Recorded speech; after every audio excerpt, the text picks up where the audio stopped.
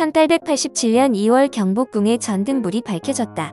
미국에서 초빙된 기술자인 윌리엄 맥케이가 3개월간의 공사 끝에 향원정 연못가에 발전기를 설치했고 경복궁의 각 전각에 가설된 전등에 불을 밝혔다. 토머스 에디슨이 백열 전구를 발명한 것이 1879년의 일이니 채 10년도 지나지 않아서 조선에 전등이 들어온 것이다. 이 전등은 민영익이 에디슨 전등회사에 방문해서 주문 후 설치한 것이다. 민영익은 조선 말기의 문신으로 개화기 시절 대화파를 대표하던 인물이었다. 민영익이 조선 정부에 전등 설치를 건의했고 조선 정부는 1884년 에디스 전등회사에 발주를 한다. 하지만 갑신정변으로 국내 전국이 혼란스러워 공사를 연기했다가 추후 공사를 재개해 마침내 경복궁의 전등불이 밝혀졌다.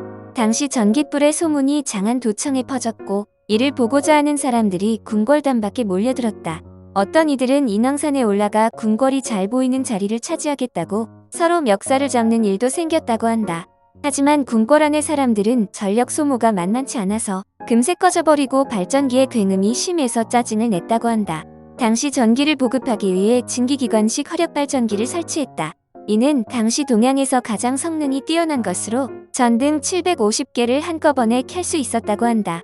석탄을 연료로 하여 향원정 연못에 물을 이용해 발전기를 돌리는데 기계 소리가 어찌나 시끄러운지 천둥이 치는 듯 했다고 한다.